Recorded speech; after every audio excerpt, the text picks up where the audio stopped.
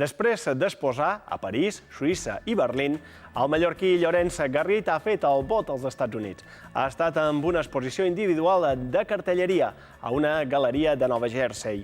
Les seves obres viatjaran després a Nova York i a Los Angeles. Les obres estaven fetes a mà en acrílic damunt paper, inspirat en la cartelleria de postguerra i en el pop art. Amb l'obra de Llorenç Garrit ens acomiadam fins demà, que acabeu de passar un bon dia.